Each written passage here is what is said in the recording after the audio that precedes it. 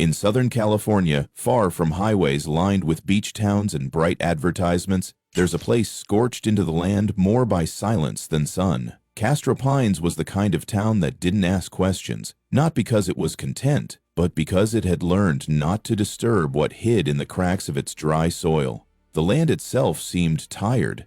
Yellowed grass, brittle fences, and heat-stripped trees leaning inward as if listening for something long buried. People here lived inside that same stillness. They didn't look too close at one another. They didn't speak too loudly. They learned over time that ignoring discomfort was as necessary as locking the door at night. June Taylor grew up in one of the older houses on the edge of town, near the boundary where parched lawns turned to wild growth and gravel roads narrowed to dirt paths. The house was small, sagging with age, its frame exhausted from too many summers and too few repairs. Her mother was a nurse who worked overtime shifts just to keep the lights on. Her father had left long before June could form a memory of him, disappearing without leaving even a bitterness behind. It was just the two of them. Their life was built on quiet routine, cereal in the mornings, after-school silence, TV dinners under the hum of a ceiling fan that barely turned. No luxury, no drama, just the muted repetition of survival. Their neighbor, Douglas Means, had always been around. In a place like Castro Pines, he was considered a pillar, helpful, dependable, friendly without being overbearing. He helped carry groceries, waved from his porch, brought over extra cupcakes from the church bake sale.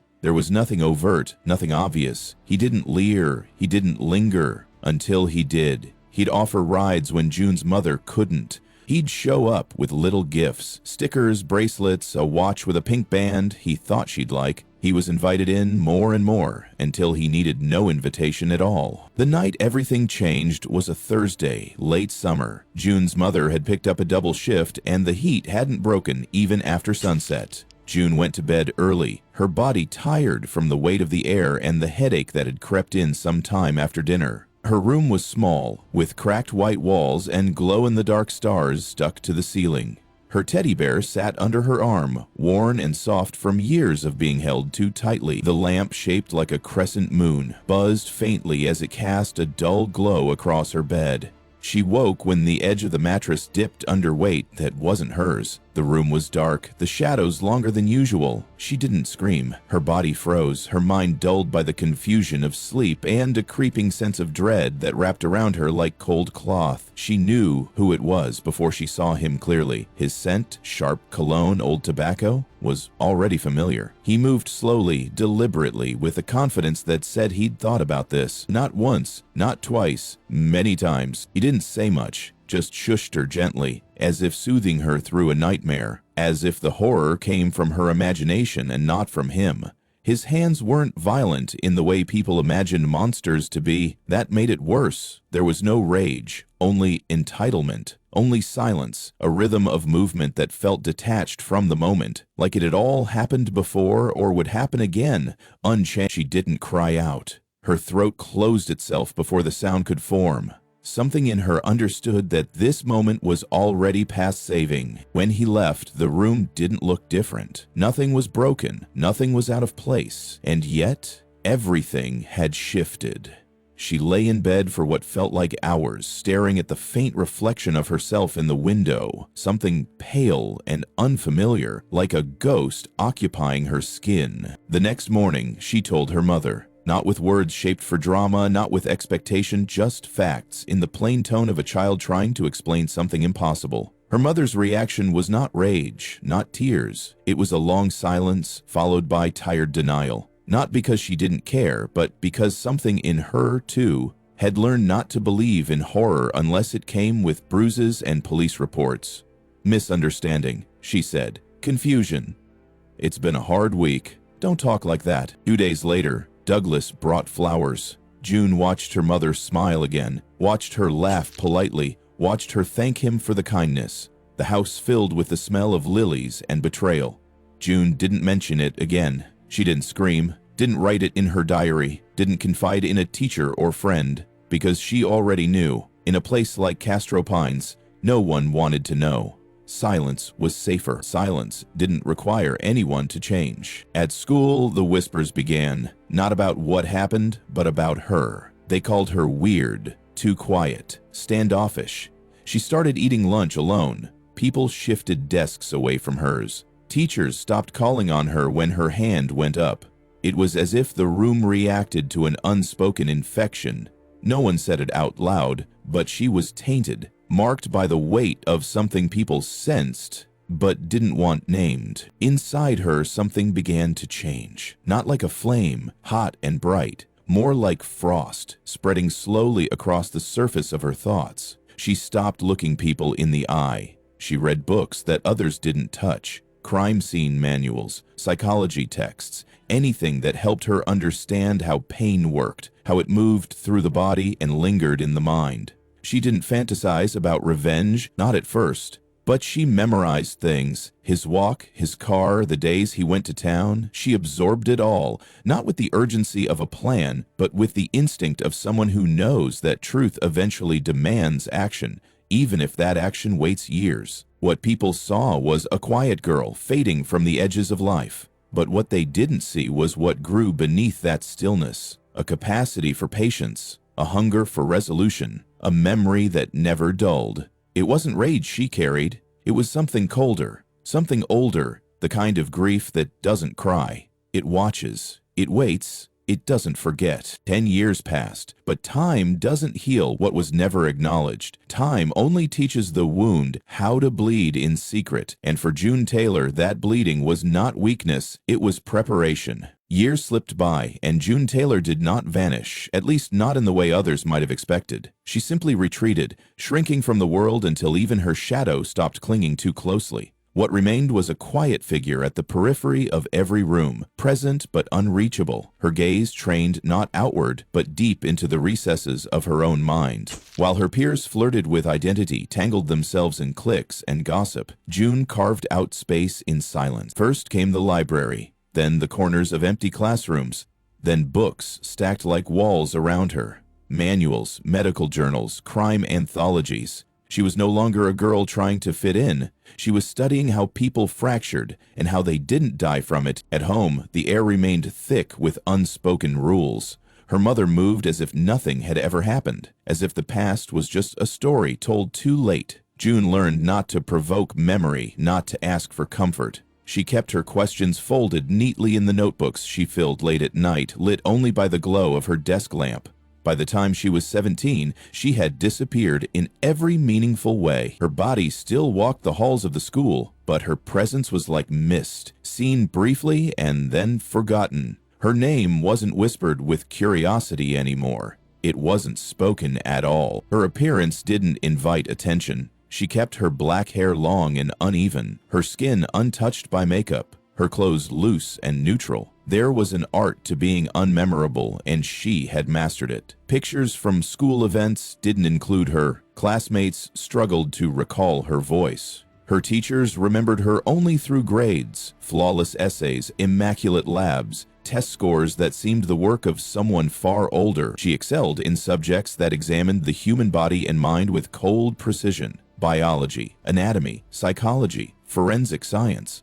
Where others recoiled from the sight of dissection trays or discussions of death, June leaned closer. She wanted to know what made things break, and more importantly, what made them never quite mend. Outside school, she lived with the same deliberate restraint. She took online college courses under a different name, blending her real intellect with an invented identity. She worked evenings at a pharmacy, stocking shelves and memorizing the positioning of every vial and label. She watched how customers moved, which medications they requested, how often they returned. She listened to their voices, their tics, the way hesitation flickered across their faces. In every interaction, June practiced the art of invisibility while recording the world in exacting detail. And in the late hours, when her room was swallowed by stillness, she wrote. Stories spilled from her fingers, raw and edged, filled with characters who suffered and endured. Under a pseudonym, she uploaded them to niche forums where strangers left comments filled with awe and unease. Readers called her brilliant. They didn't know the stories weren't fiction. They were echoes, pieces of her past, twisted into metaphor, cut open and displayed like specimens beneath glass. What no one saw was the deeper metamorphosis. June was not simply hiding.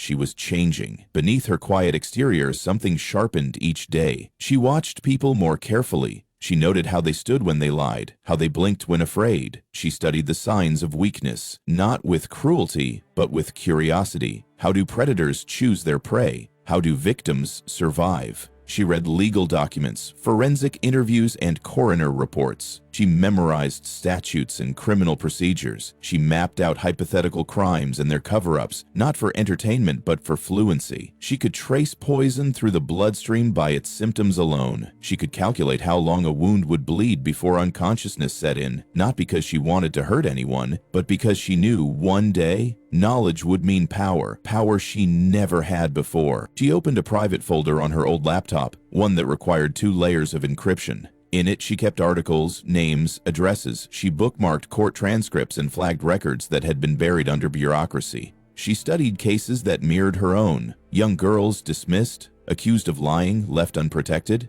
She cataloged each one like a prayer she had no God to say aloud. She didn't think of revenge as fire or blood. To her, it was structure, precision, timing, justice, not as fury, but as mathematics, a quiet symmetry waiting to be drawn. The people in her life mistook her calm for healing. Her mother thought her daughter had simply grown up, settled down, become studious. Teachers praised her for being focused. Customers at the pharmacy thanked her for her help, noting how polite and quiet she was. No one noticed the way her eyes lingered just a beat too long, as if measuring. No one asked why she flinched at the scent of certain colognes or why she kept her bedroom door bolted from the inside. In that gap of disinterest, June grew dangerous. Not in temperament, but in knowledge. She wasn't driven by rage. Rage was chaotic, unpredictable. What pulsed within her was steadier, like water under ice. Slow, but unrelenting. By her final year of high school, June had no friends, no attachments. Not out of fear, but choice. Attachment meant vulnerability. Vulnerability had already cost her too much. She trusted only facts, data, and the slow accumulation of control. She didn't fantasize about revenge. She prepared for it, day by day, line by line. She saved her wages, every dollar folded into a tin box under her floorboards. She built her strength in silence, tested her endurance in subtle ways, walking home in the dark without flinching, working long hours without complaint, reading through pages of clinical trauma reports without blinking. The world saw her as a withdrawn girl, with good grades and bad social skills. What it didn't see was what she had become. A quiet force honed by betrayal, disciplined by loneliness, and fueled by the kind of clarity only trauma can breed. Her pain had never gone away. It had merely learned to walk beside her. She had turned herself into something sharp and controlled, something that waited not for justice to come, but for the moment she would create it herself. And though her voice remained low and her eyes stayed calm, the truth was this: June Taylor remembered everything, every word, every scent, every silence, and she would never, ever forget. When June turned 19, something shifted.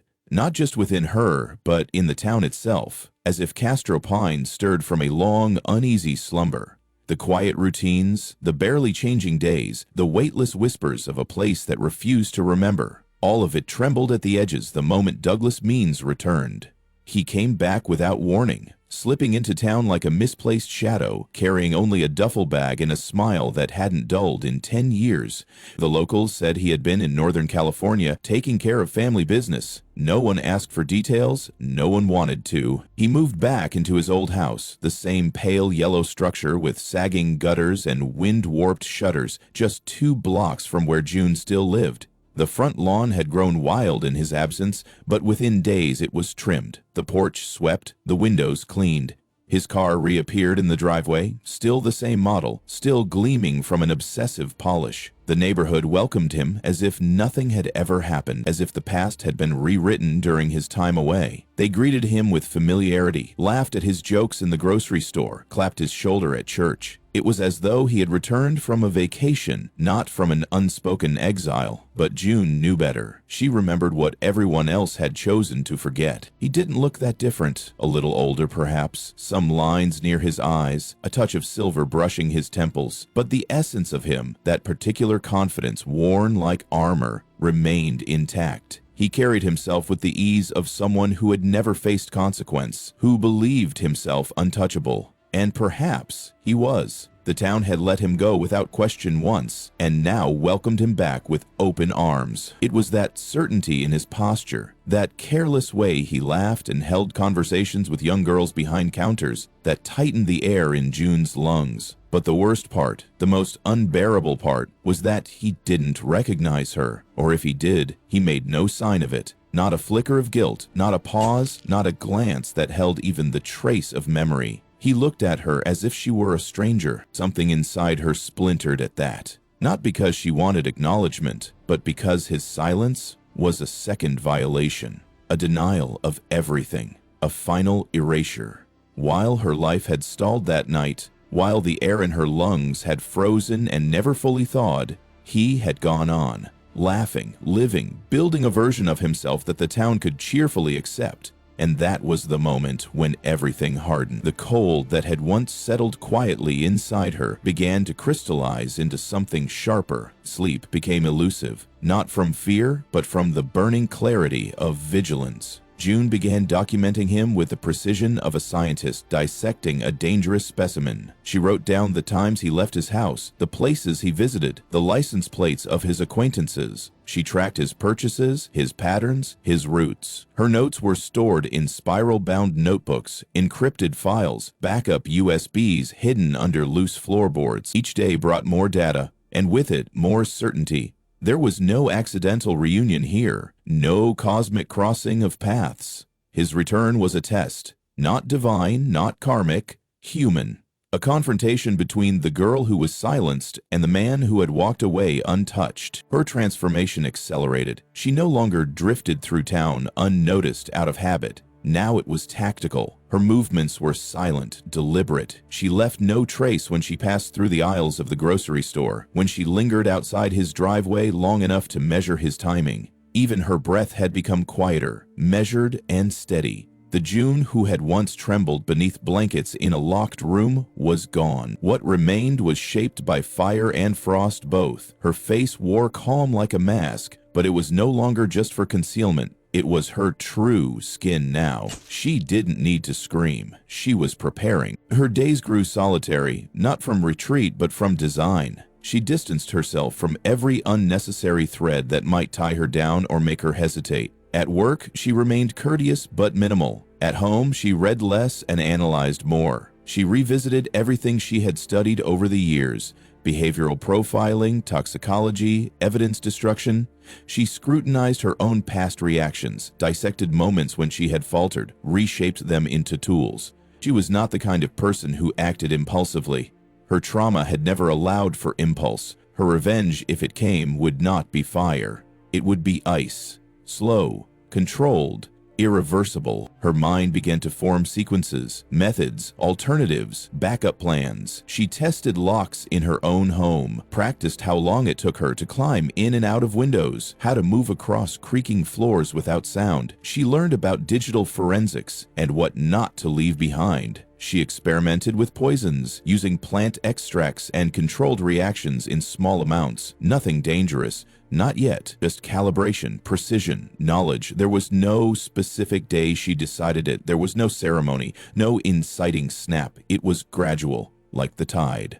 One day she simply knew this couldn't end without balance. And balance meant justice, not the kind handed down by a court, not the type buried in paperwork, but the kind that made the world stop spinning for a moment and realize what it had ignored. She felt no guilt about what she was becoming. She didn't see herself as broken or evil or vindictive. What grew within her wasn't corruption, it was order, the natural counterweight to harm left unpunished. If he could live as if nothing had happened, then she could too, but on her own terms. She was no longer content to be a survivor in a world that didn't believe her. She would become the architect of a different ending. And yet, she moved slowly, carefully. She knew that time could be both her ally and her enemy. She watched him tend to his garden, wave to children, pay cash at the diner. She noted when he walked alone at night and when he left town for the weekend. She learned the vulnerabilities of his house, where the windows were weakest, when the security lights flickered out, which back doors were never properly locked. All of it was stored not just in notebooks but in muscle memory. She didn't fantasize about it, she rehearsed it. Over and over. From a distance, nothing had changed. Castro Pines carried on as if unmarked. The days remained dry, the streets stayed quiet. But in the undercurrent of it all, something old and silent had awakened. The same air that once held June down now carried her forward.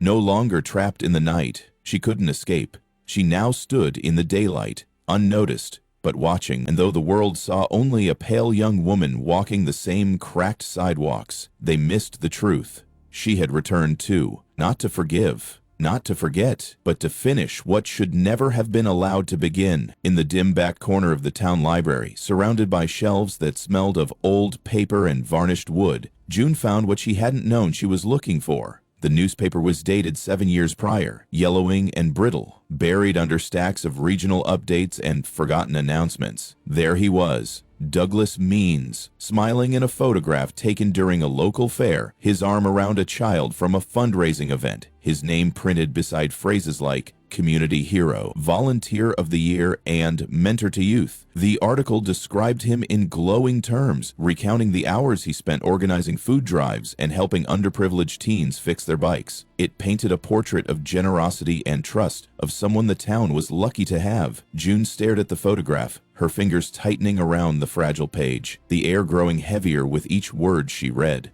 It wasn't just the praise that made her nauseous. It was the way the lies had calcified into history, publicly sanctifying the same man who had stolen something from her that she would never recover. That discovery cracked something open. She began searching for more, not out of hope but out of necessity. On nights when her thoughts became too loud to ignore, she combed through online court databases and digital archives, piecing together a trail she feared but needed to follow. On a small legal forum buried deep in the search results, she found it. A withdrawn complaint submitted years ago by a woman from a different county. The names had been redacted, but the dates and circumstances matched too precisely to be coincidence. The complaint described behavior so familiar it sent a chill through her. A man who had grown too close, who gave gifts, who blurred boundaries with language that sounded kind but rang hollow. There had been no arrest, only a short paragraph noting the case was dismissed after the complainant declined to testify further. That brief record,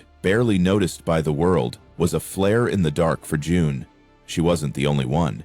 He had done it before, maybe more than once, and still he walked freely. She pulled up the police report from her own case, or rather, the case that never truly was. It had been filed by her mother months after the fact, more out of shame than support. There was no interview with June recorded, no formal statement. The file included a single line from the investigating officer: "No evidence to pursue." That was all. 3 words that erased everything she had endured.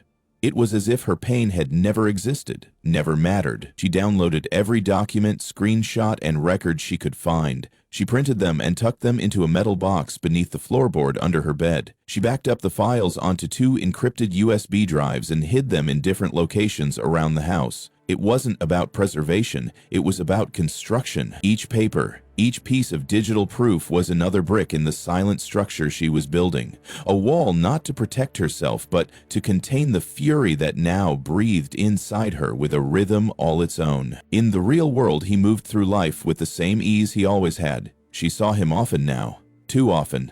Their lives orbited within the same small radius. He came into the pharmacy where she worked part-time, buying vitamins or razors, sometimes chatting with the younger employees. June kept her eyes down, but she noticed everything. The way he leaned against the counter, the casual confidence in his voice, the way his gaze lingered a second too long on the girl at the register. She watched him place a hand on the shoulder of a waitress at the diner, the way she smiled, uncertain but too polite to move away. June recognized that moment. So small it could be ignored, but so precise in its intention. It wasn't about affection. It was about testing boundaries, seeing what could be taken without resistance. And she remembered how that same hand had once rested on her stomach in a room full of shadows and silence. Nothing had changed. He hadn't changed. He had just adapted. She began noticing more fleeting expressions on women's faces when he spoke. The careful laughter, the way they shifted their weight or moved their purses closer to their bodies. Most people wouldn't have seen it. Most people didn't know what to look for, but June knew. She had lived in that silent pause between discomfort and fear. She saw how he used charm like a scalpel, carving out trust where there should have been hesitation. His power wasn't brute force. It was subtle, strategic, built on decades of learning how to smile while causing damage no one could photograph. The more she saw, the harder it became to contain what was rising in her. Not panic, not desperation, something colder, more analytical. A silent equation assembling itself in her mind, one fact at a time. He hadn't stopped. He had simply become better at hiding it. His years away hadn't been repentance. They had been a strategic retreat, a pause in which to refine the methods that allowed him to move unchallenged. She understood now. If nothing intervened, he would continue, again and again, and no one would stop him. No one except her. The thought arrived like a whisper at first, barely audible over the thrum of daily life. At first, she dismissed it as fantasy, a product of too many sleepless nights and too much buried grief. But the idea didn't leave. It settled, began to root. With each observation, with each confirmation of his continued behavior, it grew. What began as a passing notion transformed into a conclusion. Not wild, not irrational, but logical, measured, calculated. If the system wouldn't stop him, if the town had chosen forgetfulness over justice, then she had to become what the world refused to be. Consequence. She didn't decide on a date. There was no sudden vow, no cinematic moment of resolve. It came gradually, the way water wears down stone. Every hour she spent watching him eroded the boundaries between what she could endure and what she could no longer allow. This wasn't revenge for what had happened to her. It was prevention, a quiet, necessary act in a world too afraid to hold predators accountable. If she didn't stop him, someone else would suffer, someone younger, someone still unbroken. And June had learned all too well what it meant to live with a broken childhood stitched together by silence. She began refining her knowledge further. She reviewed case studies of untraceable substances, learned which cleaning agents destroyed DNA, studied the ways victims had disappeared without a trace. Not for inspiration, but for elimination. She would not be sloppy. She would not be caught. There would be no dramatic confrontation, no shouted confessions, only a silent recalibration of the world. A wrong righted in the only way the world had left her. June's rage wasn't loud. It didn't lash out. It didn't scream or demand to be seen. It waited. It sharpened. It observed. And it prepared. Because rage, when tempered by time and clarity, stops being emotion. It becomes purpose. And purpose, when shaped by 10 years of silence, does not forgive. It finishes what was never brought to justice. The cold that night felt unnatural for Southern California. Sharp, unyielding, a silence pressed into the skin like ice. The streets of Castro Pines were empty, their usual stillness deepened by the sudden drop in temperature.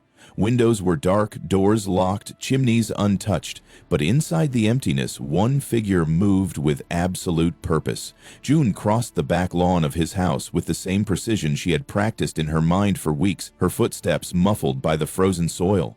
The house loomed quietly under the pale moonlight, unremarkable in every way. No alarms, no dogs, no motion lights. She had made sure of that. Everything about that night had been calculated, rehearsed, mapped down to the very second. There was no uncertainty left, only execution. The key slid into the lock without resistance. She had made a copy when he'd left it on the bench at the gym, distracted by a phone call. She'd taken it, duplicated it at a 24-hour hardware kiosk, and returned it before his workout ended. Now it turned effortlessly in her gloved hand. The back door creaked slightly as it opened, but she paused only for breath. Measured, shallow, steady, before moving inside. The house smelled like aftershave and old upholstery.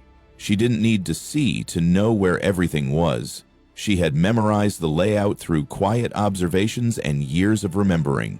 The hallway, the slight incline of the stairs, the corner of the rug that curled upward near the bedroom door. She entered the room like a shadow slipping beneath a doorframe. The light from the street cast faint lines across the floor, illuminating nothing but dust. He was asleep, as she knew he would be. The pill bottle was on his nightstand, something he took every evening, part of the routine she had watched unfold through half-closed blinds and late-night stakeouts. The sound of his breathing was deep and even, the kind that came from chemical stillness, not rest. She moved to his side, took out the prepared syringe from beneath her coat, and slid the needle into his arm with such care that his body didn't even flinch. The solution inside was a mixture of ethylene glycol and a lab-grade paralytic. Odorless, tasteless, and fast. His body jerked once, a twitch like a wire snapping in the cold, then relaxed entirely, sinking deeper into the mattress.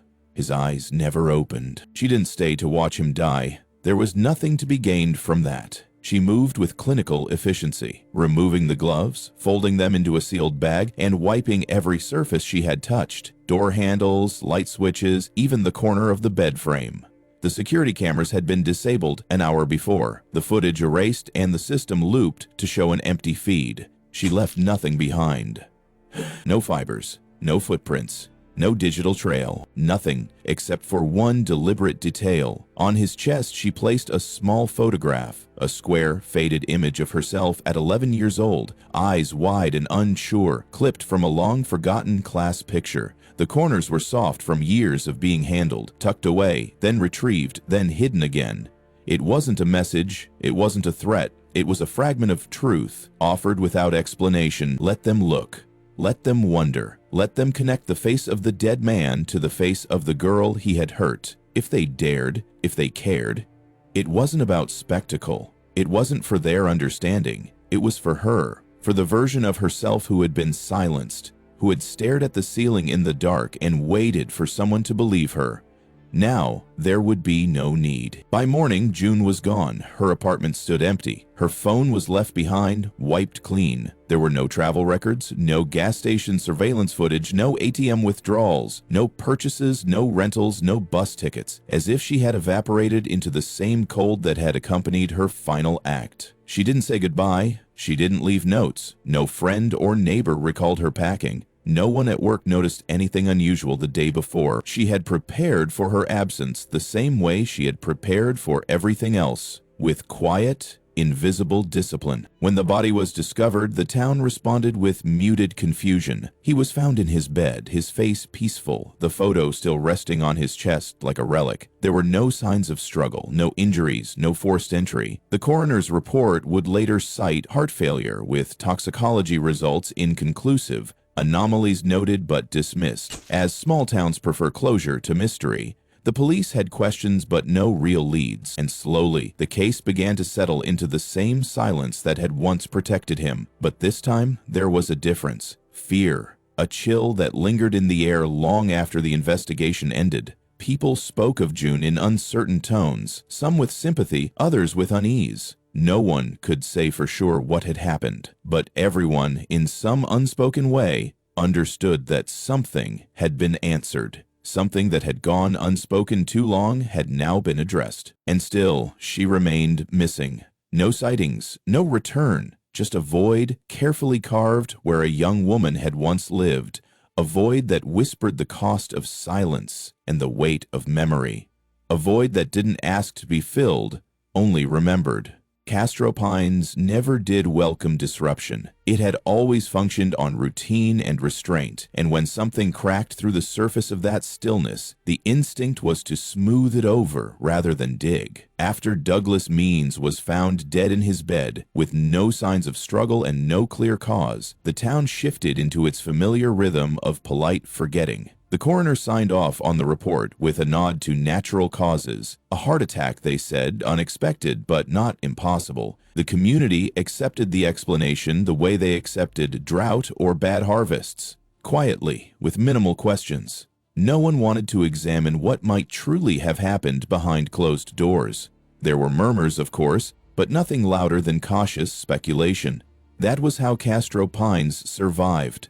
By never saying too much. The investigation, such as it was, led nowhere. The house bore no signs of intrusion, the few security records showed nothing unusual, and there was no clear motive for anyone to want Douglas gone. No suspects were named, no theories were made public. The officers who handled the case gave clipped statements and then moved on. Within a month, the death was reduced to a few lines in the town paper, printed between a recipe column and a retirement announcement. The photo on the obituary page showed Douglas smiling, with a mention of his years of community service and nothing more. It was neat, final, uncomplicated, just how the town preferred it.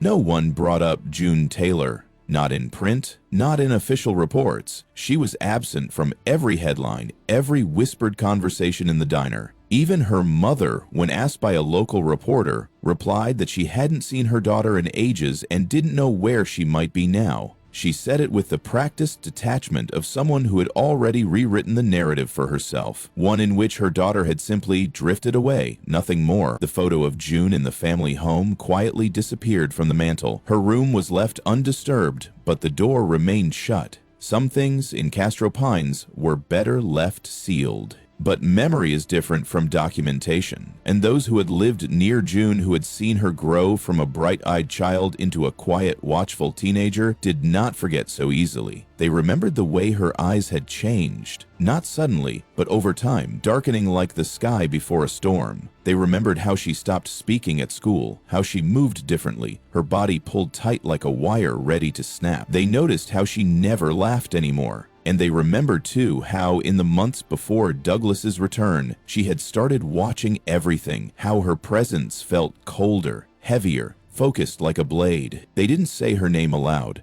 not even after the news of Douglas's death spread, but something hung in the air, a knowing that passed between neighbors like a draft slipping under a door. People recalled how the girl they once pitied had vanished, and how, in her place, there emerged someone else entirely. A young woman who no longer asked for help, who no longer waited for justice. Her silence in those final months had spoken louder than any accusation. It wasn't rage that people had seen in her. It was something deeper, controlled, patient, final. Over the years, June's story began to shift in shape. It stopped being an event and became a fable. Whispers about her moved between generations, told in the back corners of classrooms and on porch steps when the nights were too quiet. She became the girl who disappeared, but took something with her when she left. Not just a man's life, but the town's innocence. The tale was never told directly, never explained. It lived in implication, in the way people hesitated before mentioning Douglas, in the way girls looked out windows a little longer when walking home at dusk. Something had changed after that winter. Parents became more alert. Fathers kept a closer eye on the men their daughters spoke to.